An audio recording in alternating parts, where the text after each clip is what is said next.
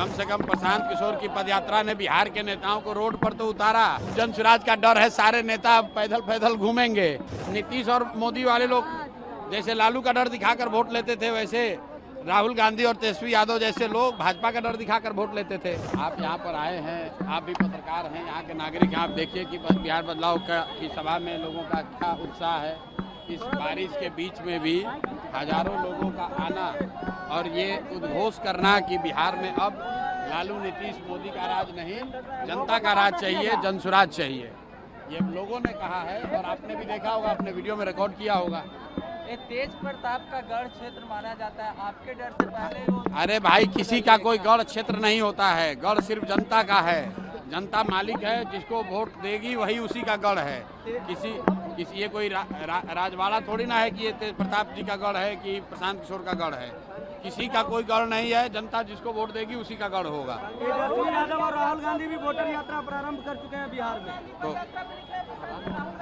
अच्छी बात है। कम से कम प्रशांत किशोर की पदयात्रा ने बिहार के नेताओं को रोड पर तो उतारा, नहीं तो यहाँ पर तो सिर्फ लालू के डर से नीतीश और मोदी के डर से लालू को वोट मांगने की परिपाटी थी।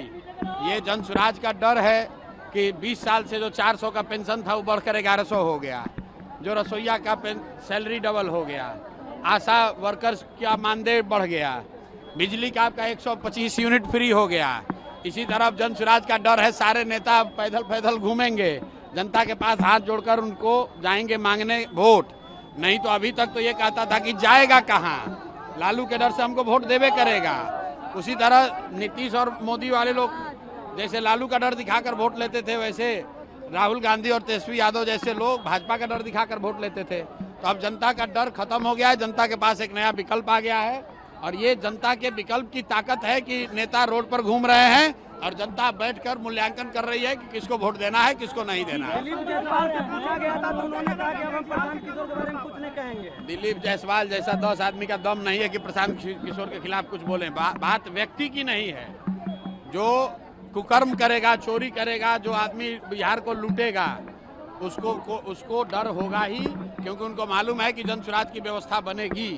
तो बिहार में जो सबसे भ्रष्ट नेता और अफसर हैं, बड़े नेता और बड़े अफसर, इनको सलाखों के पीछे डाला जाएगा और इनके आने वाली पीढ़ी से लूटे हुए पैसे को वसूला जाएगा। जीवेश कुमार कह रहे हैं कि हम नोटिस भेजेंगे और हम नकली दवाई नहीं बनाएंगे। कौन?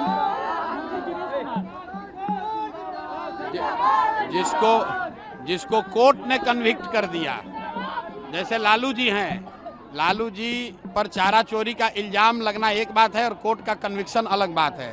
कोर्ट ने, न्यायालय ने यह बता दिया कि आपने इसमें आपकी गलती पाई गई। उसी तरह जीवेश मिश्रा के लिए राजस्थान के कोर्ट ने यह कह दिया कि ये जाली दवा बनाते थे, जाली दवा बनाने का इल्जाम इन पर साबित हुआ है। अब प्रशांत किशोर को उस पर कुछ कहने की जरूरत नहीं है। सीएजी घोटाला में 4 करोड़ का जो महाघोटाला हुआ है एनडीए की सरकार में, भैया वो एनडीए के सरकार में नहीं हुआ है, खाली पिछले 5 वर्ष में हुआ है। 5 वर्ष में 78,000 करोड़, बिहार जैसे गरीब राज्य में 78,000 करोड़ रुपया का हिसाब किताब ही नहीं है कि वो पैसा गया कहाँ, घोटाला हुआ कि नहीं हुआ ये तो जांच का विषय है।